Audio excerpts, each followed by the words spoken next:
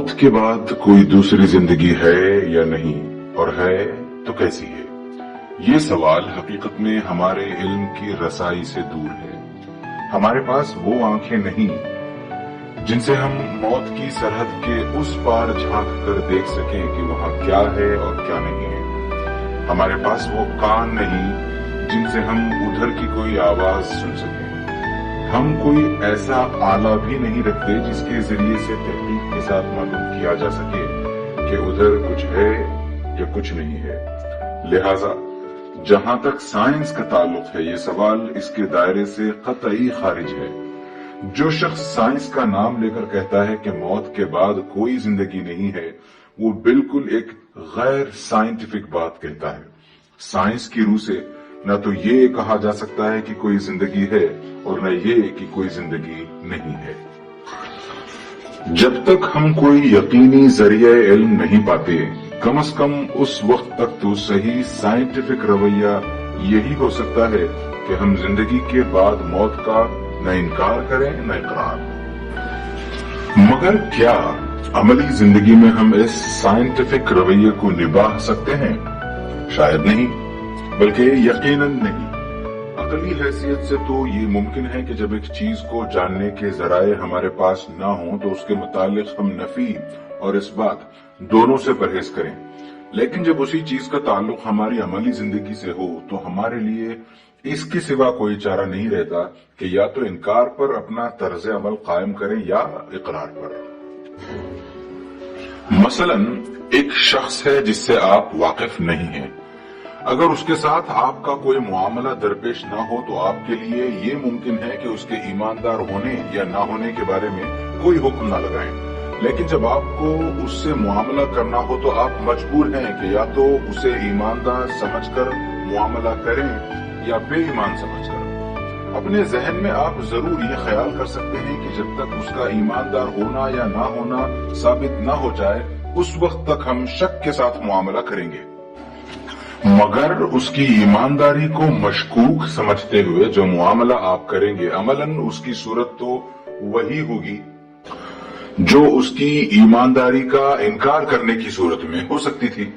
लिहाजा फिल वाक़े इनकार और इकरार के दरमियान शक की हालत सिर्फ जहन ही में हो सकती है।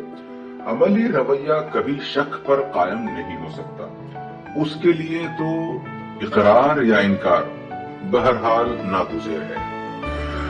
ये बात थोड़ी ही गौर फिक्र से आपकी समझ में आ सकती है कि जिंदगी बाद मौत का सवाल महज एक फलसफियाना सवाल नहीं है, बल्कि हमारी अमली जिंदगी से इसका बहुत गहरा ताल्लुक है। दरअसल हमारे अखलाकी रवैये का सारा इन्हिसार ही इस सवाल पर है। अगर मेरा ये ख्याल हो कि जिंदगी जो कुछ है बस यही दुनियावी जिंदगी है और इसके बाद कोई दूसरी जिंदगी नहीं है, तो मेरा अखलाकी रवैया एक तरह का होगा। और अगर मैं ये ख्याल रखता हूं कि इसके बाद एक दूसरी जिंदगी भी है जिसमें मुझे अपनी मौजूदा जिंदगी का हिसाब देना होगा और वहां मेरा अच्छा या बुरा अंजाम मेरे यहाँ के अमाल पर मुनहसिर होगा, तो यकीनन मेरा अखलाकी तर्ज अमल बिल्कुल एक दूसरी ही तरह का होगा। इसकी मिसाल यूं समझिए कि जैसे एक शख्स ये समझते हुए सफर कर रहा है कि उसे बस यहाँ से मुंबई तक जाना है और मुंबई पहुंचकर न सिर्फ ये कि उसका सफर हमेशा के लिए खत्म हो जाएगा, बल्कि वो वहां पुलिस और अदालत और हर उस ताकत की दस्ते रस से बाहर होगा जो इससे किसी किस्म की बाज़ कर सकती हूँ। और इसके बरअक्स एक दूसरा शख्स ये समझता है कि यहाँ से मुंबई तक तो उसके सफर की सिर्फ एक ही मंजिल है।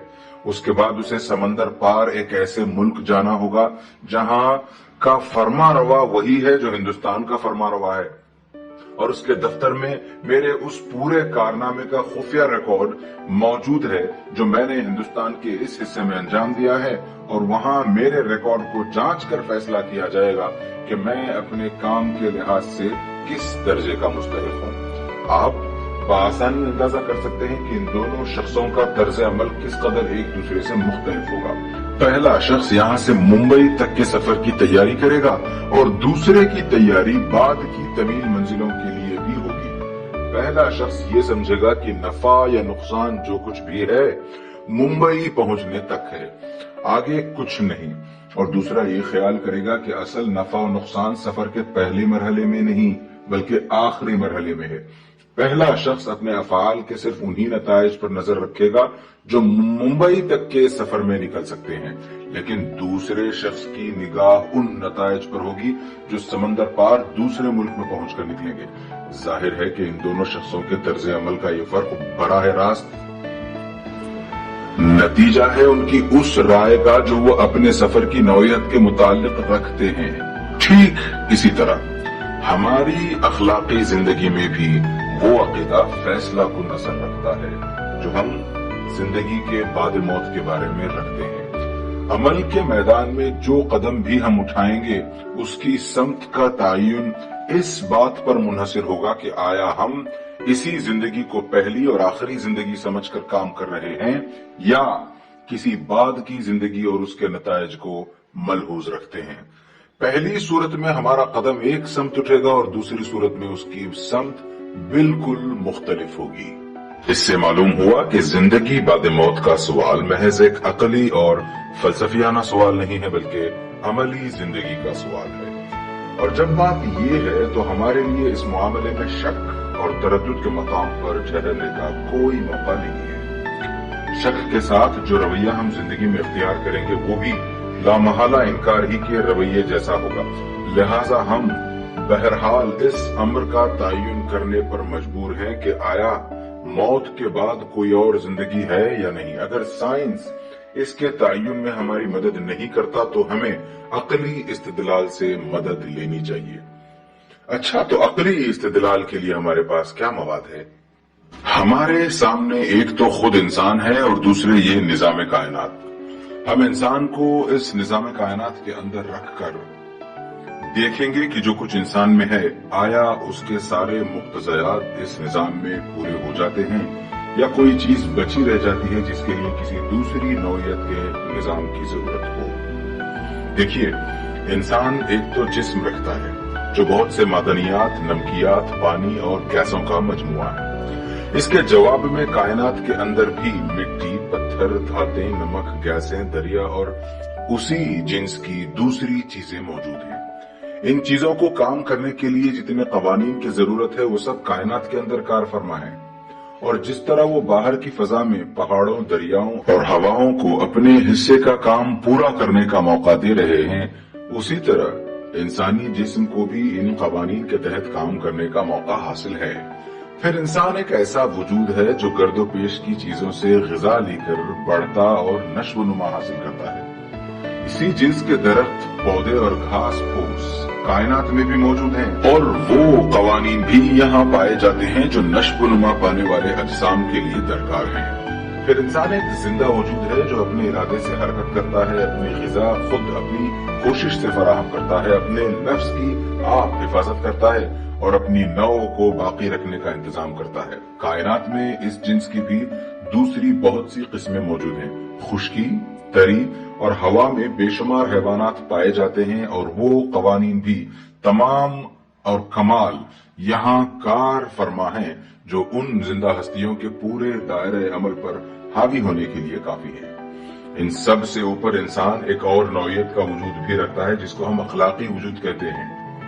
اس کے اندر نیکی اور بدی کرنے کا شعور ہے، نیک اور بد کی تمیز ہے، نیکی اور بدی کرنے کی قوت ہے، اور اس کی فطرت یہ مطالبہ کرتی ہے کہ نیکی کا اچھا اور بدی کا برا نتیجہ ظاہر ہو۔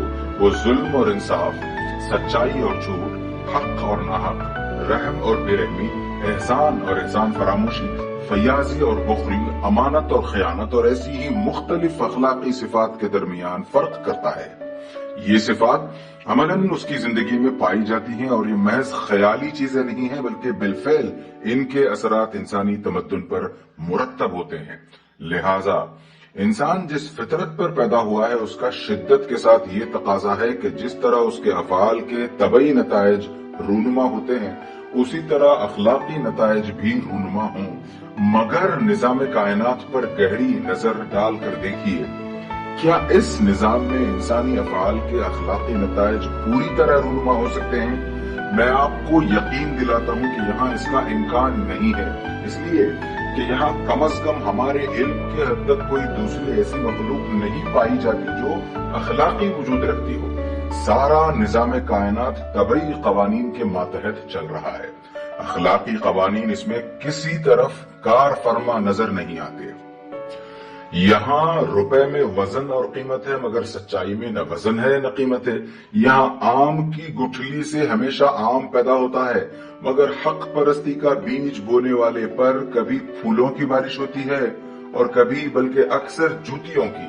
یہاں مادی عناصر کے لیے مقرر قوانین ہیں جن کے مطابق ہمیشہ مقرر نتائج نکلتے ہیں، مگر اخلاقی عناصر کے لیے کوئی مقرر قانون نہیں ہے کہ ان کی فعلیت سے ہمیشہ مقرر نتائج نکل سکیں۔ طبعی قوانین کی فرمانروائی کے سبب سے اخلاقی نتائج کبھی تو نکل ہی نہیں سکتے، کبھی نکلتے ہیں تو صرف اس حد تک جس کی اجازت طبعی قوانین دے دیں، اور بارہا ایسا بھی ہوتا ہے کہ اخلاق ایک فعل سے ایک خاص نتیجہ نکالنے کا تقاضا کرتا ہے، مگر طبعی قوانین کی مداخلت سے نتیجہ بالکل برعکس نکل آتا ہے۔ انسان نے خود اپنے تمدنی اور سیاسی نظام کے ذریعے سے تھوڑی سی کوشش اس امر کی ہے کہ انسانی اعمال کے اخلاقی نتائج ایک مقرر ضابطے کے مطابق برآمد ہو سکے، مگر یہ کوشش بہت محدود پیمانے پر ہے اور بے حد ناقص ہے۔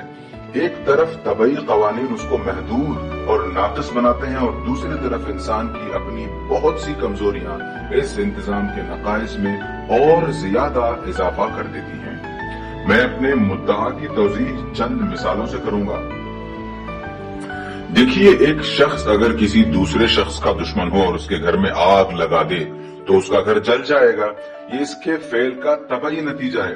اس کا اخلاقی نتیجہ یہ ہونا چاہیے کہ اس شخص کو اتنی ہی سزا ملے جتنا اس نے ایک خاندان کو نقصان پہنچایا ہے، مگر اس نتیجے کا ظاہر ہونا اس بات پر موقوف ہے کہ آگ لگانے والے کا سراغ ملے، وہ پولیس کے ہاتھ آ سکے، اس پر جرم ثابت ہو، عدالت پوری طرح اندازہ کر سکے کہ آگ لگنے سے اس خاندان کو اور اس کی آئندہ نسلوں کو ٹھیک کتنا نقصان پہنچا ہے، اور پھر انصاف کے ساتھ اس مجرم کو اتنی ہی سزا دے۔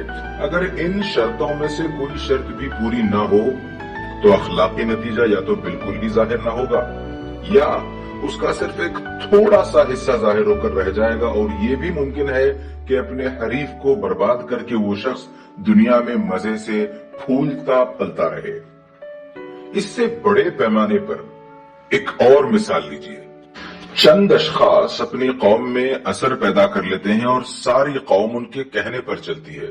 اس پوزیشن سے فائدہ اٹھا کر وہ لوگوں میں قوم پرستی کا اشتعال اور ملک گیری کا جذبہ پیدا کرتے ہیں، گرد و پیش کی قوموں سے جنگ چھیڑ دیتے ہیں، لکھوکھا آدمیوں کو ہلاک کر دیتے ہیں، ملک کے ملک تباہ کر ڈالتے ہیں اور کروڑوں انسانوں کو ذلیل اور پست زندگی بسر کرنے پر مجبور کرتے ہیں۔ انسانی تاریخ پر ان کی ان کارروائیوں کا ایسا زبردست اثر پڑتا ہے جس کا سلسلہ آئندہ سینکڑوں برس تک پشت در پشت اور نسل در نسل پھیلتا جائے گا۔ کیا آپ سمجھتے ہیں کہ یہ چند اشخاص جس جرم عظیم کے مرتکب ہوئے ہیں اس کی مناسب اور منصفانہ سزا ان کو کبھی اس دنیاوی زندگی میں مل سکتی ہے؟ ظاہر ہے کہ اگر ان کی بوٹیاں بھی نوچ ڈالی جائیں، اگر ان کو زندہ جلا ڈالا جائے یا کوئی اور سزا دے دی جائے جو انسان کے بس میں ہے، تب بھی کسی طرح وہ اس نقصان کے برابر سزا نہیں پا سکتے جو انہوں نے کروڑہا انسانوں کو اور ان کی آئندہ بے شمار نسلوں کو پہنچایا ہے۔ موجودہ نظام کائنات جن طبعی قوانین پر چل رہا ہے، ان کے تحت کسی طرح یہ ممکن نہیں ہے کہ وہ اپنے جرم کے برابر سزا پا سکے۔ اسی طرح ان نیک انسانوں کو لیجئے جنہوں نے نوع انسانی کو حق اور راستے کی تعلیم دی اور ہدایت کی روشنی دکھائی، جن کے فیض سے بے شمار انسانی نسلیں صدیوں سے فائدہ اٹھا رہی ہیں اور نامعلوم آئندہ کتنی صدیوں تک اٹھاتی چلی جائیں گی۔ کیا یہ ممکن ہے کہ ایسے لوگوں کی خدمات کا پورا صلہ ان کو اس دنیا میں مل سکے؟ کیا آپ تصور کر سکتے ہیں کہ موجودہ طبعی قوانین کی حدود کے اندر ایک شخص اپنے اس عمل کا پورا صلہ حاصل کر سکتا ہے جس کا رد عمل اس کے مرنے کے بعد हजारों बरस तक और बेशुमार इंसानों तक फैल गया हो। जैसा कि मैं अभी बयान कर चुका हूँ, अव्वल तो मौजूदा निजाम कायनात जिन कवानीन पर चल रहा है उनके अंदर इतनी गुंजाइश ही नहीं है कि इंसानी अफआल के अखलाकी नताइज पूरी तरह मुरतब हो सके। दूसरे यहाँ चंद साल की जिंदगी में इंसान जो भी अमल करता है उसके रद्द अमल का सिलसिला इतना वसी होता है और इतनी मुद्दत तक जारी रहता है कि सिर्फ उसी के पूरे नताइज वसूल करने के लिए हजारों बल्कि लाखों बरस की जिंदगी दरकार है। और मौजूदा कवानीन कुदरत के मातहत इंसान को इतनी जिंदगी मिलनी नामुमकिन है। इससे मालूम हुआ कि इंसानी हस्ती के खाकी, उज़वी और हैवानी अनासिर के लिए तो मौजूदा तबई दुनिया फिजिकल वर्ल्ड और उसके तबई कवानीन काफी है, मगर उसके अखलाकी अनासिर के लिए ये दुनिया बिल्कुल नाकाफी है। इसलिए इसके लिए एक दूसरा निजाम आलम दरकार है जिसमें हुक्मरान कानून, गवर्निंग लॉ, अखलाक का कानून हो और तबई कवानीन इसके मातहत महज मददगार की हैसियत से काम करें, जिसमें जिंदगी महदूद न हो बल्कि गैर महदूद हो, जिसमें वो तमाम अखलाकी नताइज जो यहाँ मुरतब होने से रह गए हैं या उल्टे मुरतब हुए हैं अपनी सही सूरत में पूरी तरह मुरतब हो सकें। जहाँ सोने और चांदी की बजाय नेकी और सदाकत में वजन और कीमत हो, जहाँ आग सिर्फ उस चीज को जलाए जो अखलाकन जलने की मुस्तहक हो, जहाँ ऐश उसको मिले जो नेक हो और मुसीबत उसके हिस्से में आए जो बद हो। अक्ल चाहती है, फितरत मुतालबा करती है कि ऐसा एक निजाम आलम जरूर होना चाहिए। जहां तक अकली इस्तिदलाल का ताल्लुक है वो हमको सिर्फ होना चाहिए कि हद तक के लिए ले जाकर छोड़ देता है। अब रहा ये सवाल कि आया वाकई कोई ऐसा आलम भी है, तो हमारी अक्ल और हमारा इल्म दोनों इसका हुक्म लगाने से आजिज हैं। यहाँ कुरान हमारी मदद करता है। वो कहता है कि तुम्हारी अक्ल और तुम्हारी फितरत जिस चीज का मुतालबा करती है फिल वाक़े वो होने वाली है।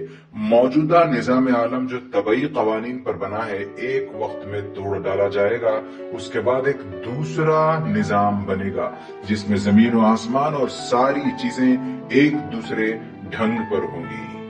फिर अल्लाह ताला तमाम इंसानों को जो इब्तिदाई आफरीनिश से क़यामत तक पैदा हुए थे दोबारा पैदा करेगा और बैक वक्त उनको अपने सामने उन सब को जमा करेगा। वहाँ एक एक शख्स का, एक एक कौम का और पूरी इंसानियत का रिकॉर्ड हर गलती और हर फिरोगजाश्त के बगैर महफूज होगा। हर शख्स के एक एक अमल का जितना रद्द अमल दुनिया में हुआ है उसकी पूरी रूदात मौजूद होगी।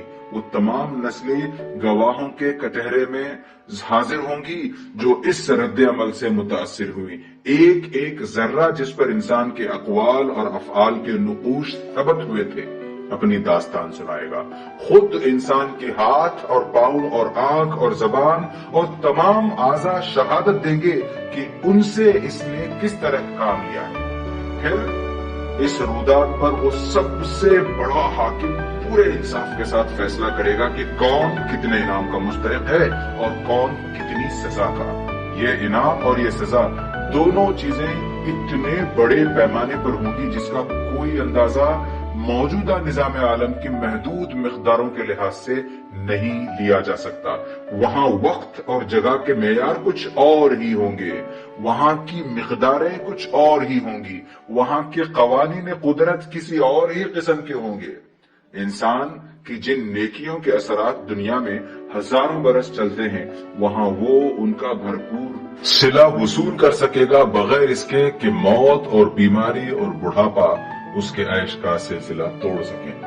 और इसी तरह इंसान की जिन बुराइयों के असरात दुनिया में हजार बरस तक और बेशुमार इंसानों तक फैलते रहे हैं वो उनकी पूरी सजा भुगतेगा बगैर इसके कि मौत और बेहोशी आकर उसे तकलीफ से बचा सके।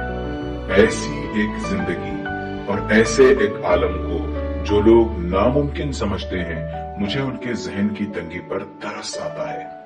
अगर हमारे मौजूदा निजाम आलम का मौजूदा कवानीन कुदरत के साथ मौजूद होना मुमकिन है तो आखिर एक दूसरे निजाम आलम का दूसरे कवानीन के साथ वजूद में आना क्यों नामुमकिन हो। अलबत्ता ये बात कि वाकई में ऐसा जरूर होगा تو اس کا یقین نہ دل سے ہو سکتا ہے اور نہ علمی ثبوت سے. اس کے لیے ایمان بالغیب کی ضرورت ہے. قرآنی استدلال. والله أنزل من السماء ماء فأحيا به الأرض بعد موتها إن في ذلك لآية لقوم يسمعون. سورة النحل. تم ہر برسات میں دیکھتے ہو کہ اللہ نے آسمان سے پانی برسایا اور یکایک مردہ پڑی ہوئی زمین میں اس کی بدولت جان ڈال دی. یقیناً اس میں ایک نشانی ہے سننے والوں کے لیے. تشریح. یعنی یہ منظر ہر سال تمہاری آنکھوں کے سامنے گزرتا ہے کہ زمین چٹیل میدان پڑی ہوئی ہے، زندگی کے کوئی آثار موجود نہیں، نہ گھاس پھوس ہے، نہ بیل بوٹے، نہ پھول پتی اور نہ کسی قسم کے حشرات الارض. اتنے میں بارش کا موسم آ گیا اور ایک دو چھینٹیں پڑتے ہی اس زمین میں سے زندگی کے چشمے اگلنے شروع ہو گئے. زمین کی تہوں میں دبی ہوئی بے شمار جڑیں یکایک جی اٹھی اور ہر ایک کے اندر وہی نباتات کی پھر سے برآمد ہو گئی جو پچھلی برسات میں پیدا ہونے کے بعد مر چکی تھی. بے شمار حشرات الارض جن کا نام و نشان تک گرمی کے زمانے میں باقی نہ رہا تھا، یکایک پھر اسی شان سے نمودار ہو گئے جیسے پچھلی برسات میں دیکھے گئے تھے. یہ سب کچھ اپنی زندگی میں تم بار بار دیکھتے ہو اور پھر بھی تمہیں نبی کریم صلی اللہ علیہ وسلم کی زبان سے یہ سن کر حیرت ہوتی ہے کہ اللہ تمام انسانوں کو مرنے کے بعد دوبارہ زندہ کرے گا. اس حیرت کی وجہ اس کے سوا اور کیا ہے کہ تمہارا مشاہدہ بے عقل حیوانوں کا سا مشاہدہ ہے. تم کائنات کے کرشموں کو تو دیکھتے ہو مگر ان کے پیچھے خالق کی قدرت اور حکمت کے نشانات نہیں دیکھتے، ورنہ یہ ممکن ہی نہ تھا کہ نبی کا بیان سن کر تمہارا دل نہ پکار اٹھتا کہ فی الواقع یہ نشانیاں اس کے بیان کی تائید کر رہی ہیں. زعم الذين كفروا أن لن يبعثوا قل بلى وربي لتبعثن ثم لتنبؤن بما عملتم وذلك على الله يسير. منکرین نے بڑے دعوے سے کہا کہ وہ مرنے کے بعد ہرگز دوبارہ نہ اٹھائے جائیں گے. ان سے کہو نہیں، میرے رب کی قسم تم ضرور اٹھائے جاؤ گے، پھر تمہیں ضرور بتایا جائے گا کہ تم نے دنیا میں کیا کچھ کیا ہے اور ایسا کرنا اللہ کے لیے بہت آسان ہے. سورۃ التغابن. تشریح. یعنی ہر زمانے میں منکرین حق دوسری جس بنیادی گمراہی میں مبتلا ہیں اور جو بالآخر ان کی تباہی کی موجب ہوئی وہ یہ تھی، اگرچہ کسی منکر آخرت کے پاس نہ پہلے یہ جاننے کا کوئی ذریعہ تھا، نہ آج ہے، نہ کبھی ہو سکتا ہے کہ مرنے کے بعد کوئی دوسری زندگی نہیں ہے، لیکن ان نادانوں نے ہمیشہ بڑے زور کے ساتھ یہی دعویٰ کیا ہے، حالانکہ قطعیت کے ساتھ آخرت کا انکار کر دینے کے لیے نہ کوئی عقلی بنیاد موجود ہے نہ علمی بنیاد. یہ وہ مقصد ہے جس کے لیے بنی آدم کو مرنے کے بعد دوبارہ اٹھایا جائے گا، اور اسی میں اس کا سوال جواب بھی ہے کہ ایسا کرنے کی آخر ضرورت کیا ہے. اس برحق کائنات میں جس مخلوق کو کفر و ایمان میں سے کسی ایک راہ کے اختیار کرنے کی آزادی دی گئی ہو اور جسے اس کائنات میں بہت سی چیزوں پر تصرف کرنے کا اقتدار بھی عطا کیا گیا ہو، اور جس نے کفر یا ایمان کی راہ اختیار کر کے عمر بھر اپنے اس اقتدار کو صحیح یا غلط طریقے سے استعمال کر کے بہت سی بھلائیاں یا بہت سی برائیاں خود اپنی ذمہ داری پر کی ہوں، اس کے بارے میں یہ تصور کرنا انتہائی غیر معقول بات ہے کہ یہ سب کچھ جب وہ کر چکے تو آخرکار بھلے کی بھلائی اور برے کی برائی دونوں بے نتیجہ رہیں، اور سرے سے کوئی وقت ایسا آئے ہی نہیں جب اس مخلوق کے اعمال کی جانچ پڑتال ہو. جو شخص ایسی غیر معقول بات کہتا ہے وہ لا محالہ دو حماقتوں میں سے ایک حماقت کا ارتکاب کرتا ہے. یا تو وہ یہ سمجھتا ہے کہ یہ کائنات ہے تو مبنی بر حکمت، مگر یہاں انسان جیسی با اختیار مخلوق کو غیر ذمہ دار بنا کر چھوڑ دیا گیا ہے، یا پھر وہ یہ سمجھتا ہے کہ یہ ایک الٹ بنی ہوئی کائنات ہے جسے بنانے میں सिरे से किसी हकीम की हिकमत का फरमा नहीं है। पहली सूरत में वो एक मुतनाकिस बात कहता है, क्योंकि मबनी पर हिकमत कायनात में एक बाइख्तियार मखलूक का गैर जिम्मेदार होना सरीहन खिलाफ अदल हिकमत है। और दूसरी सूरत में वो इस बात की कोई माकूल तौजीह नहीं कर सकता कि एक अलल तक बनी हुई बेहिकमत कायनात में इंसान जैसी जी अकल मखलूक का वजूद में आना आखिर कैसे मुमकिन हुआ, और उसके जहन में अदल इंसाफ का तस्वुर कहां से आ गया। बेअकली से अकल की पैदाइश और बेअदली से अदल का तस्वुर बरामद हो जाना एक ऐसी बात है जिसका कायल या तो एक हठधर्म आदमी हो सकता है, या फिर वो जो बहुत ज्यादा फलसफा बघारते दिमागी मरीज हो चुका हो।